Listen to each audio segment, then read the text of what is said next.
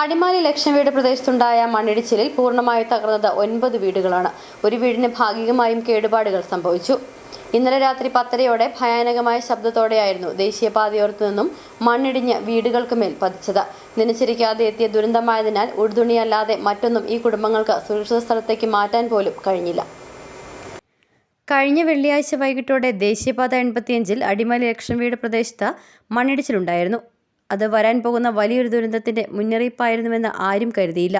ഇന്നലെ രാത്രി 10:30-ഓടെ ദേശീയപാതയോരത്തു നിന്നും വലിയ തോതിൽ മണ്ണിടിഞ്ഞ് ലക്ഷം നഗറിലെ വീടുകൾക്ക് മുകളിലേക്ക് പതിച്ചു.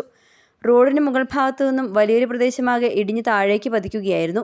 മലയിടിച്ചിലിൽ 9 വീടുകൾ പൂർണ്ണമായി തകർന്നു. ഒരു വീടിന് ഭാഗികമായി കേടുപാടുകൾ സംഭവിച്ചു. വീടുകളിൽ നിന്ന് സുരക്ഷിത സ്ഥാനത്തേക്ക് മാറുവാൻ പറഞ്ഞപ്പോഴും താൽക്കാലികമായി വീടുകളിൽ നിന്ന് മാറിയപ്പോഴും ഇങ്ങനെയൊരു വലിയ ദുരന്തത്തെ അഭിമുഖീകരിക്കേണ്ടി വരുമെന്ന് ആരും കരുതിയില്ല.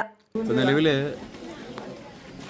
ഭയാശങ്ക ഒഴിവാക്കുന്നതിന് വേണ്ടി ആളുകളെല്ലാം മാറ്റിപ്പാർപ്പിക്കുക എന്നുള്ള ഒരു തീരുമാനം ഇന്നലെ എടുത്തതാണ്. അത് നടപ്പിലാക്കിക്കൊണ്ടിരിക്കുകയാണ്. ഇപ്പോൾ 4-5 വീടുകൾ പൂർണ്ണമായും മണ്ണിനടിയിലായി. 2-3 വീടുകൾ വലിയ തോതിലുള്ള നാശനഷ്ടങ്ങളിലേക്ക് പോയി.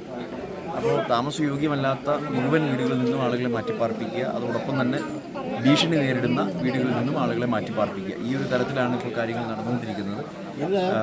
വളരെ പെട്ടെന്ന് തന്നെ അത് ചെയ്യണമെന്നതാണ്. കാരണം മഴ ഭീഷണി നിലനിൽക്കുന്നുണ്ട്.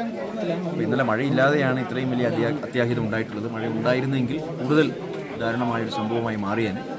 നനച്ചിരിക്കാതെ എത്തിയ ദുരന്തമായതിനാൽ ഉടുതുണിയല്ലാതെ മറ്റൊന്നും ഈ കുടുംബങ്ങൾക്ക് സുരക്ഷിത സ്ഥലത്തേക്ക് മാറ്റാൻ പോലും കഴിഞ്ഞില്ല. പല വീടുകളുടെയും മേൽക്കൂരകൾ മാത്രം മണ്ണിന് മുകളിൽ തെളിഞ്ഞു നിൽപ്പുണ്ട്. വീടിരുന്ന സ്ഥലം എവിടെയെന്ന് പോലും തിരിച്ചറിയാനാകാത്ത അവസ്ഥ.